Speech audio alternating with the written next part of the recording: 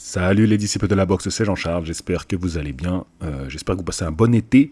On le voit sur YouTube, il y a un petit peu moins d'audience, donc c'est plus à la cool en ce mois de juillet.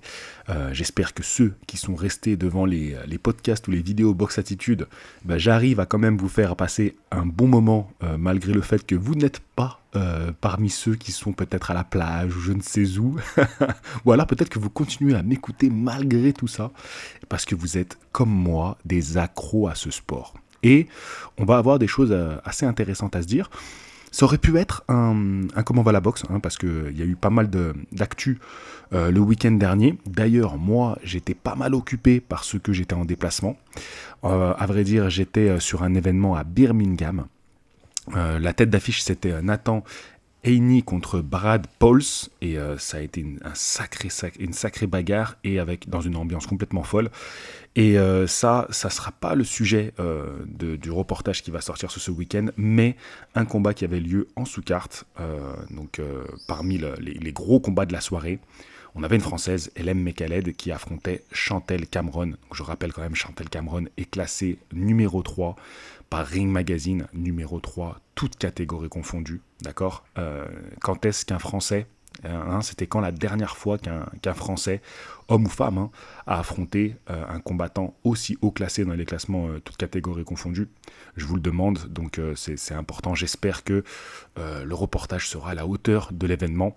En tout cas, je suis en train de travailler dessus, j'ai beaucoup de boulot, ça devrait sortir normalement dimanche. Je repars aussi, je repars dès demain pour un événement de MMA. Heureusement, c'est un peu moins loin de chez moi cette fois-ci. Et je vais faire un reportage sur un combattant, donc ça sortira plutôt courant de la semaine prochaine. Ça peut être pas mal, ça peut me ramener un petit peu de fraîcheur sur ma chaîne. Donc ça ne s'appellera donc pas cœur de boxeur, mais cette fois-ci cœur de combattant. Et ça peut m'ouvrir après à avoir, au-delà des combattants de MMA, mais qui sait, combattants de boxe thaï, combattants de judo, combattants de, je sais pas moi, taekwondo, j'en sais rien, je suis ouvert. Sumotori, je ne sais pas. Qui sait. Là, dans cette vidéo, je vais vous présenter un peu les combats du week-end. En fait, aujourd'hui, vous allez avoir le podcast qui va sortir là, donc que vous êtes en train d'écouter, mais aussi une vidéo sur Box Attitude. Voilà, une vidéo sur Box Attitude sur le retour de Tony Yoka. Aujourd'hui, j'ai choisi de vous parler de Derek Chisora contre Joe Joyce. Voilà, on va en parler dans ce podcast-là, principalement, mais il n'y a pas que ça. Il y a d'autres événements intéressants qui vont avoir lieu ce week-end. Alors, pour vous présenter un petit peu les autres événements qui vont avoir lieu ce week-end, on aura un événement au Japon. Alors, je le dis en premier, mais normalement, ça devrait avoir lieu dimanche, l'événement au Japon. Et les événements en Angleterre auront lieu samedi soir. Donc là, je ne suis pas trop dans l'ordre. Alors, j'ai vu qu'il y avait Ginjiro Shigeoka, donc c'est le champion IBF de la catégorie minimum, les poids paille. Je crois qu'en France, nous, on appelle ça les poids paille. Il défend son titre IBF contre Pedro Taduran. Alors, c'est une soirée organisée par Koki Kameda. Koki Kameda, vous connaissez peut-être ce nom. Les frères Kameda, ils sont dans le livre des records parce que c'est 3 frères qui ont détenu en même temps un titre mondial. Et je crois qu'ils sont aussi dans le livre des records pour être les seuls frères à avoir défendu leur ceinture dans la même soirée ou eu les titres ensemble. Bref, il y a un truc comme ça. Donc ils ont plusieurs records du monde. Les records du monde, les livres des records, c'est toujours des choses un peu insolites. Donc voilà, c'est assez marrant cette famille de boxeurs. Et donc l'un des frères est aujourd'hui promoteur, Kameda Promotion. Et il organise régulièrement au Japon. C'est un gros promoteur là-bas. Et il fait, en général, il fait combattre son frère. Et donc là, je regarde la carte. Et justement, en parlant de frère, Shigeoka Ginjiro, il combat souvent avec son frère aussi, qui est dans la même catégorie que lui. Et donc là, je regarde la carte, je le vois pas. Et je vois pas aussi le petit frère Kameda, qui boxe encore. Mais je vois Kiyonosuke Kameda. Mais je me dis, peut-être que c'est quelqu'un de la famille, j'en sais rien. Après, peut-être que Kameda, c'est un nom commun au Japon, donc je vais pas commencer à dire, ils ont le même nom, ils sont forcément de la même famille. Mais j'ai un petit doute, tu vois. Un Kameda qui boxe dans la soirée Kameda Promotion, je me dis, peut-être que... Mais voilà, je repère pas trop d'autres noms. Je me dis, c'est bizarre, étonnant qu'il boxe pas. Et par curiosité, je suis quand même allé voir le frère de Shigeoka. Et donc le frère Chigaoka, je vois qu'il est prévu dans une autre soirée en août, donc dans pas trop longtemps, le 24 août, dans un mois quand même. Et donc dans cette soirée, déjà je vois qu'il monte de catégorie. Donc voilà, il quitte la catégorie, donc il laisse vacant son titre. Alors peut-être que aussi c'est pour pas que les frères aient à s'affronter. Donc voilà, parce que les fédérations ils aiment pas trop ça. Tu peux pas. Il y a beaucoup de règlements dans le monde. Je sais pas si partout dans le monde c'est interdit, je pense pas. Mais par exemple en France c'est interdit que deux frères s'affrontent. Donc il a laissé son titre vacant pour monter, peut-être aussi pour que voilà son frère puisse unifier.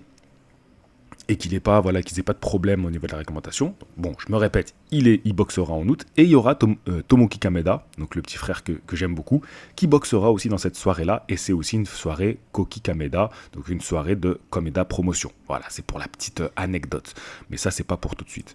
Donc voilà, à suivre, hein, soirée japonaise, je vous rappelle, hein, dès que je parle du Japon, je saisis l'opportunité pour vous rappeler que en août, je pars au Japon, les 2 dernières semaines, en septembre, je pars au Japon, les 2 dernières semaines de septembre, je vais réaliser un reportage sur la boxe au Japon. Si qui que ce soit qui m'écoute a des contacts au Japon, est au Japon, a des liens avec le Japon, peut nous aider à réaliser ce reportage dans les meilleures conditions et avoir le meilleur contenu possible pour faire mon chef-d'œuvre, notre chef-d'œuvre, j'ai envie de dire. Parce que je rappelle que ce projet au Japon ne peut pas se réaliser sans vous. C'est un projet en totale indépendance. Par exemple, quand je suis allé filmer Elem Mekaled, c'est grâce au partenariat d'Elem, d'accord, son sponsor, qui m'a permis de faire ce reportage. Mais le projet au Japon, c'est 100% indépendant. Voilà, j'ai de compte à rendre à personne, seulement vous faire un produit de qualité parce que c'est un financement participatif. Donc je remettrai encore une fois le lien si vous pouvez envoyer. Même pas grand-chose, croyez-moi, même pas grand-chose, pour moi, c'est grand-chose. C'est grand-chose, croyez-moi, vraiment. Donc, surtout en ce moment, hein, vous voyez les vues de la chaîne, c'est pas avec les vues de la chaîne que je vais payer le voyage au Japon. Mais franchement, il est presque tout booké. Hein. Il manque pas grand-chose. Franchement, vous avez été formidables. Pour ceux qui ont donné, vous avez été formidables. Donc, encore merci à vous de soutenir voilà, les dons sur la cagnotte, les dons PayPal aussi pour m'accompagner. Sans vous, ça fait longtemps que j'aurais pas pu tenir la cadence de YouTube. Parce que c'est pas avec la boxe que ça payera. Et le pro-reportage d'Elem, je sais qu'il me rapportera pas de vues, malheureusement. Et pourtant, c'est un tel investissement. Bref. Donc, je vous parlais de la soirée au Japon, c'est fait.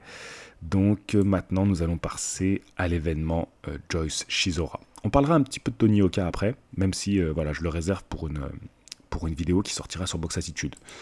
Alors, Joyce Chisora, je vous ai fait un petit post sur les podcasts de Box Attitude. Ce week-end, Joyce, 38 ans, versus Derek Chisora, 40 ans. J'ai bien mis l'âge. Hein. Je mets l'âge, je mets toujours l'âge. Hein. C'est rare que je le mette pas. Mais cette fois, je me suis dit, l'âge va vous faire réagir. Alors, qu'est-ce que je lis comme commentaire Vnac39, il nous dit... Les deux là, ça sent la castagne à plein nez. Il a mis plein nez, mais je pense qu'il voulait dire plein nez. La sphère 6329 qui nous dit Chisora, il faut qu'il raccroche les gants. Ah, on va en parler de ça. Monsieur Rico 94400, il nous dit encore présent le dinosaure. Même on peut dire les dinosaures. Hein. On a 2 dinosaures sur le ring. 2 petits jeunes qui montent. Il nous dit Chloé Cléo 7841.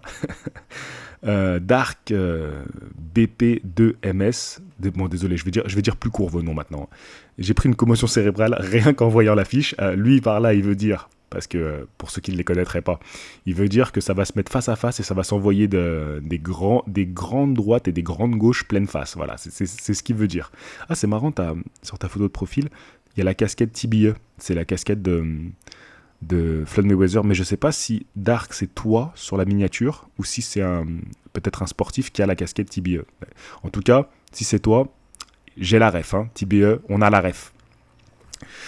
Eric qui nous dit grand respect à Chisora pour sa carrière, maintenant c'est clair, son chant du cygne, Joyce est un profil qui va lui poser beaucoup trop de problèmes. Aïe, on va en parler. Pochaz 771 qui nous dit, alors j'ai lu son commentaire, il est assez intéressant. Un parfum de Takam Yoka, même si bien sûr la carrière de Yoka n'a jamais été construite avec le professionnalisme promotionnel et organisationnel de celle de Joyce. et que Takam n'a pas reçu autant de punitions que Chisora. C'est drôle parce que quand tu sais que Chisora il a mis un gros KO à Takam alors que Takam dominait le combat, aïe aïe aïe, ça c'est dommage. Bon, ça c'est ma petite aparté, je reprends le message de Pochaz. Pour cette dernière raison, je m'inquiète pour War, qui n'est pas le colosse chinois, mais qui va probablement essayer de... 3 petits points. Donc, je crois qu'il y a bien 3 petits points, hein. C'est pas qu'il manque la suite de ton commentaire. Alors, Pochaz qui m'a envoyé un super un message privé la dernière fois, il m'a dit, alors dites-moi ce que vous en pensez, il m'a dit une probable affiche Chocolatito contre Donner. Ce serait dingue, hein. Donner contre Gonzalez. Oh là là là là. Alors, je vais rebondir sur son commentaire, parce que bon, les autres sont assez explicites. Lui, il est peut-être un petit peu plus subtil. Donc, qu'est-ce que ça peut donner notre combat entre Joyce et Chisora, et la crainte qu'il a pour Chisora, qui certes va donner un combat. On sait que Chisora, c'est pas un grand tacticien. C'est pour ça d'ailleurs qu'il est choisi et apprécié en Angleterre et les événements qu'il a fait qui ont beaucoup plu là-bas, parce que c'est exactement le genre de profil de boxeur et le genre de combat qu'ils aiment là-bas. Voilà, ils ne veulent pas des grands tacticiens, si tu vois ce que je veux dire, mais des mecs qui sont braves, qui y vont, qui ont du cœur. Et j'aime bien aussi la petite allusion qu'il fait par rapport à Yoka et Joyce. Mais Yoka et Joyce, il y a vraiment un parallèle à faire entre leurs deux carrières par rapport à leur ascension. Déjà le fait qu'en amateur, ils ont toujours été un peu à coude à coude. Une fois Joyce qui gagne, une fois c'est Yoka. Voilà. Ensuite, leur carrière professionnelle. Comment t'as le TGV Joyce, voilà, qui allait à une vitesse phénoménale, le plus vite possible, le plus haut possible dans les classements, et puis qui a été complètement bloqué. Et Yoka, il est allé quand même à une certaine allure, malgré les difficultés, malgré le Made in France, qui n'est pas pareil que le Made in England, on va pas se mentir. Mais malgré tout, il s'est quand même hissé top 15 mondial, c'est pas rien. Et pareil, Yoka, c'est la défaite, d'abord. Joyce, c'est comment on lui a bloqué sa carrière, et puis la défaite. Et maintenant, tous les deux, ils sont un peu ils se relancent. Alors, Yoka a beaucoup raté sa relance. Joyce, lui, il a réussi avec une victoire. On va en parler tout de suite maintenant, contre Khachali. Et maintenant, il prend Derek Chisora. Donc, c'est là qu'on voit la grande différence, c'est que Joyce, alors, bien sûr, hein, il est monté plus haut, mais la défaite a été plus dure pour Joyce. Une défaite où il est arrêté, et ensuite, il est mis KO net. Arrêté par le médecin et ensuite mis KO net, c'est beaucoup plus rude comme défaite, surtout que Joyce, n'oubliez pas qu'il a peut-être 6 ans ou 7 ans, on va dire, il y a 6 ans de plus que Tony Yoka. C'est beaucoup les gars. Rendez-vous compte, c'est beaucoup. Donc pour lui, la chute est plus lourde, mais le rebond est plus efficace. Queensberry Promotion, d'ailleurs j'étais à une soirée Queensberry Promotion en Angleterre, hein. C'est pas le même savoir-faire que Canal+. Voilà. Alors c'est pas Canal+, le promoteur de Yoka, c'est Habit Bull, mais Canal+, et Habit Bull, ils travaillent ensemble, d'accord, main dans la main. C'est pas pareil en Angleterre, mais c'est juste, on va dire Canal+. Et pourtant, Queensberry, tu vois, ce à quoi j'ai assisté ce week-end, c'est ce que je disais au staff, c'est l'équivalent d'une bonne soirée Canal+, une soirée Tony Yoka. Voilà, c'est à peu près l'équivalent, mais par contre, la carte, j'en ai fait une vidéo pour les membres, t'as que des combats anglais contre anglais, que des combats sportivement intéressants, et t'as une ambiance de folie. Donc voilà, ça n'a rien à voir avec une soirée Canal+, mais en termes de proportion, c'est à peu près la même chose, tu vois. Sauf que Queensberry Promotion, ils savent gérer un poids lourd au niveau mondial, et ils savent comment le faire rebondir. Regardez ce qu'ils ont fait avec Daniel Dubois, comment ils l'ont fait rebondir, ils l'ont amené à une chance mondiale. 2 fois, il va avoir 2 chances mondiales, c'est dingue. Et Joe Joyce, lui, malheureusement pour lui, il n'a pas eu la même chance. Donc avant de parler de ce combat de Joe Joyce contre Derek Chisora, donc voilà, je voulais juste rebondir un peu sur vos commentaires avant ça, parce que je trouvais ça sympa, et je vous remercie encore de me laisser des commentaires. Et je vais juste vous dire, dans la carte, moi, alors il y a un championnat EBU, donc Denis McCain contre Yonut Baluta, donc c'est en super coq, je regarde juste vite fait, d'accord, c'est un Roumain qui vit en Angleterre, d'accord, contre un Anglais je suppose, hein. Contre un Anglais, c'est ça, exactement, qui est invaincu. Ok, donc bon, voilà, ça c'est peut-être à voir. Mais moi, les noms que j'ai repérés, c'est Moses Itoma. Yosesi Thomas, qui est très actif. Et là, qui prend un vétéran, il prend Marius Watch. Donc, Moses Iota, ils sont clairement dans une construction de carrière. Là, ils prennent Marius Watch. Marius Watch, je regarde quel âge il a, lui. C'est un ancien, lui, 44 ans, le Polonais. Voilà, mec, 38 victoires, 20 KO, 10 défaites, 4 par KO. Voilà, donc, mais il reste sur une victoire quand même. Et il a perdu contre Fraser Clark, Kevin Lerena, Mark Mudoff, Huggy Fury. Voilà, tous les mecs de la nouvelle génération, Dylan White, ils lui sont passés dessus, tu vois. Martin Bakole, il a tapé. Arthur Spilka, Jared Miller l'a tapé. Bon, bref, t'as compris. Povetkin l'a battu. Bon, voilà, tous les noms. En fait, mais ceux qui l'ont battu, par contre, c'est que des noms. Vladimir Klitschko, tu vois, voilà, c'est un faire-valoir de qualité, tu vois. C'est pas un journeyman. Bref, donc Moses Iota a surveillé. Pour le moment, pour moi, il n'y a pas encore vraiment de... On peut pas dire que sa carrière... Il y a vraiment quelque chose à analyser. Par contre, j'ai vu aussi Brandon Lee. Et quand je vois Brandon Lee, je me dis, mais attends, ce mec, on en parlait il y a un moment, il a disparu complètement. Super léger, l'américain. Tu sais, dans une soirée anglaise, je vois son nom, je suis surpris, tu vois. Et il est toujours invaincu, avec 28 victoires, 23 remportées par KO. Mais c'est vrai qu'il a un peu disparu des radars. On n'entend plus trop parler. Et là, je trouve qu'il se fait un peu discret. Donc ça fait plus d'un an qu'il n'a pas boxé. Sa dernière victoire, donc son dernier combat, c'était en avril 2023. Donc toujours en Angleterre. Et je crois, et c'est la première fois... Ah non, il a combattu au Mexique aussi. D'accord. Mais bon, les Américains, le Mexique, c'est pareil, tu vois. Je veux dire, les boxeurs américains, pour moi, c'est pas vraiment une sortie de territoire quand ils vont boxer au Mexique. D'accord. Vous voyez ce que je veux dire, je pense que vous m'avez compris. Mais là, qu'ils viennent en Angleterre, c'est intéressant. C'est peut-être une envie de revenir de manière un petit peu discrète, comme ça, il est bas dans la carte. Il affronte pas. Il affronte un invaincu quand même qui va, à mon avis, tenter sa chance. Un Colombien, voilà, mais bon. Je sais très bien pourquoi ils ont choisi lui, on va pas se mentir. Donc voilà, je tenais à vous signaler ces deux noms avant de vous parler. Du coup, maintenant on va parler du main event parce que c'est intéressant. Donc Joyce contre Chisora, comme je vous le disais, les deux vieux loups, les deux vieux dinosaures. C'est pas des loups, c'est des mammouths qui vont s'affronter. Donc Joyce, parce que c'est lui qui nous intéresse. Comme je vous dis, il fait une ascension incroyable jusqu'à son KO contre Joseph Parker. Il met KO Joseph Parker. Et là, normalement, c'est place à la ceinture. Malheureusement, vous savez le contexte chez les poids lourds. Il y avait des grosses négociations qui se faisaient entre Tyson Fury et Alexander Usyk. À côté de ça, t'as Tyson Fury qui va faire son combat contre Ngannou. Donc tout ça, ça fait perdre beaucoup de temps aux négociations. Et c'est pour ça, moi, que je défends pas un peu le fait que le champion aille faire cet écart contre Francis Ngannou.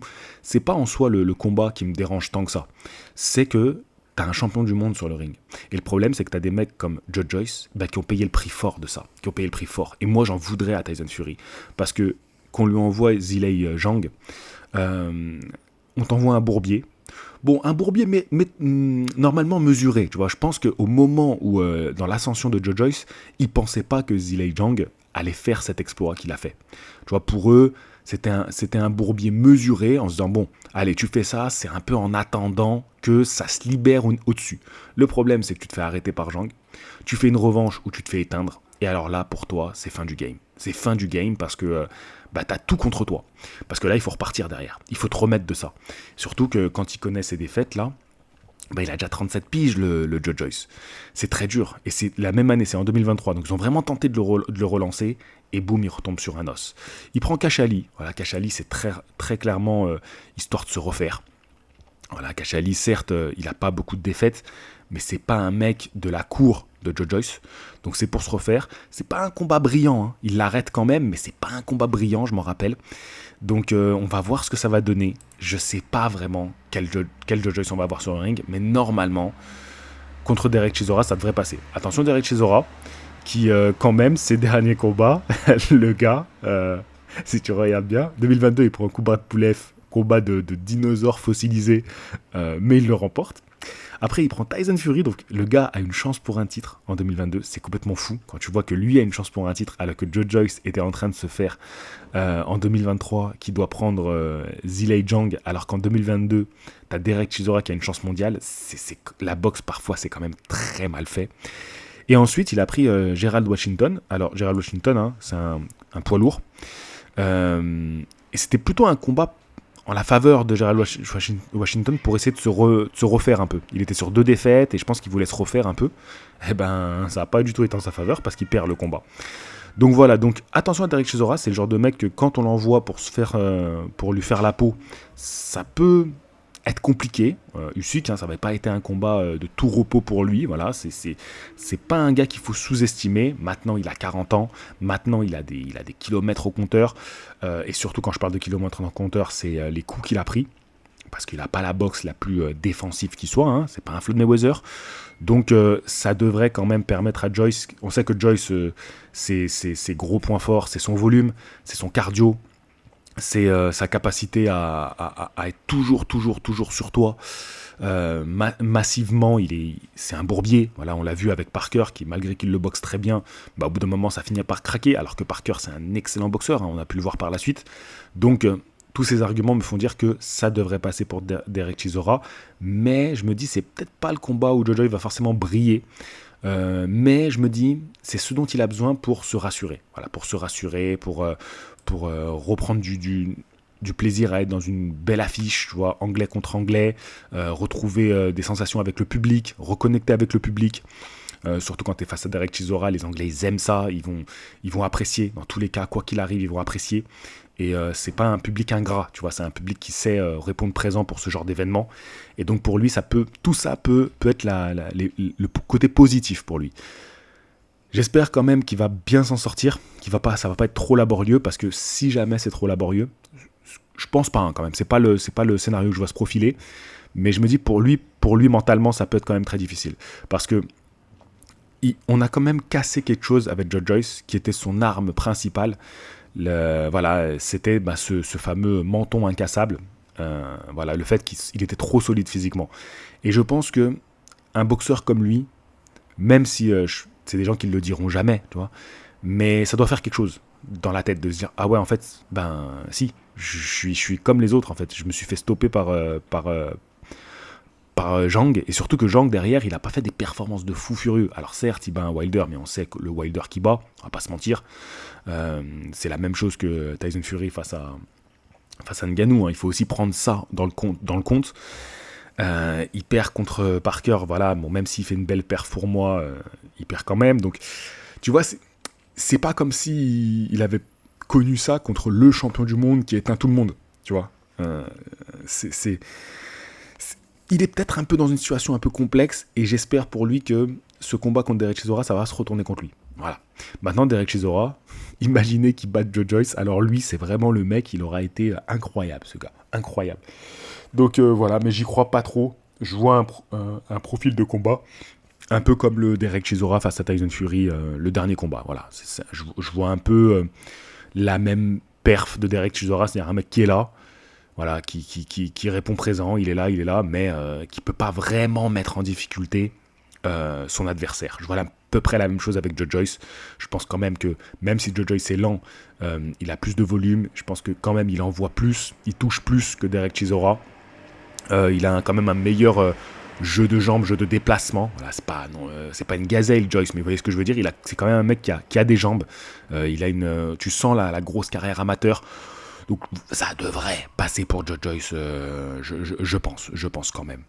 Voilà un peu mon retour. Et est-ce que je vois Joyce arrêter Chisora ? Ouais, je vois Joyce arrêter Chisora. Voilà, c'est mon prono. Je donne un petit mot quand même, voilà, sur la soirée où Tony Yoka va boxer, parce que Tony Yoka va boxer à Londres. Et c'est son premier combat depuis qu'il est professionnel à l'étranger. Donc il s'est installé à Londres, il choisit de boxer donc à la maison, en quelque sorte, à la maison. Sa nouvelle maison. Donc ça peut te permettre aussi d'aller toucher un public chez qui tu vis aujourd'hui. C'est pas bête de faire ça. Petite soirée, promoteur c'est Victor Smith, matchmaker Jake Gladman. Je connais pas ces gars, je connais pas les noms à l'affiche, tu vois. Il y a Daniel Francis contre Robin Zamora.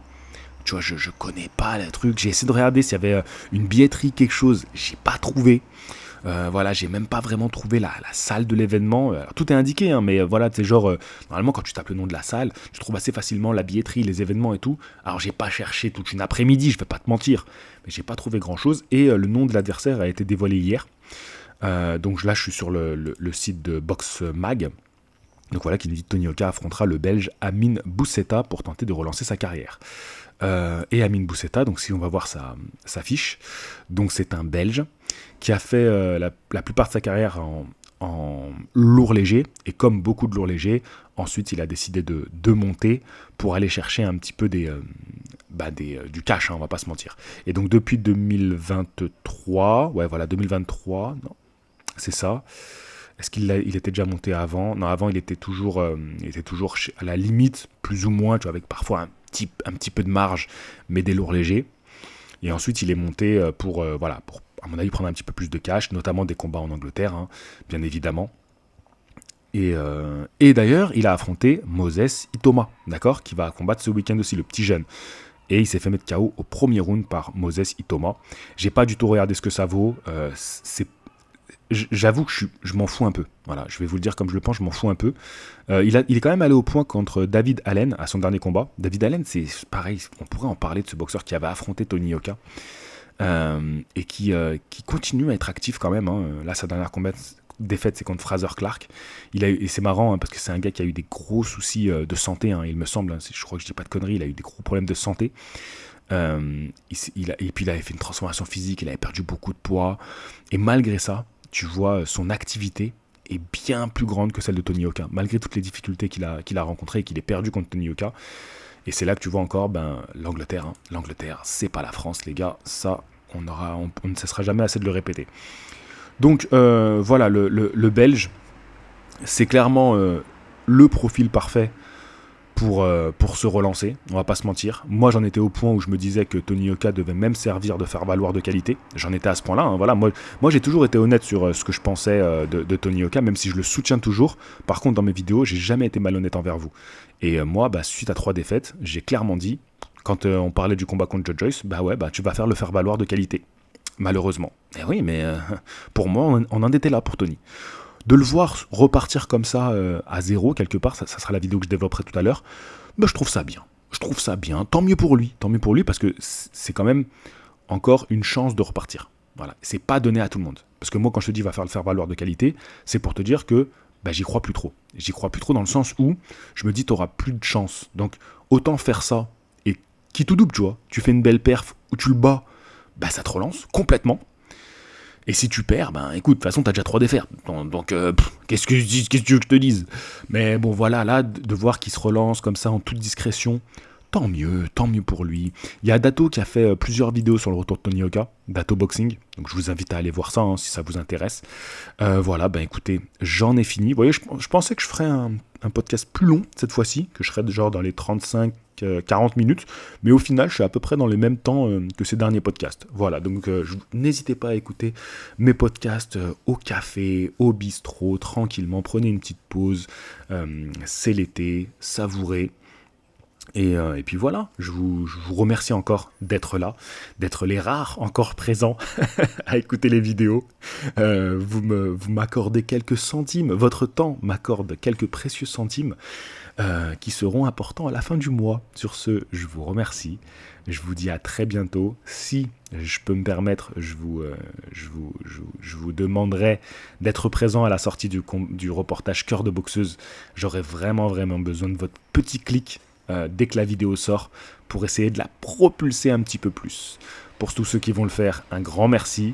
Pour les autres, merci quand même d'être restés jusque là. Je vous dis à la prochaine. Fighting!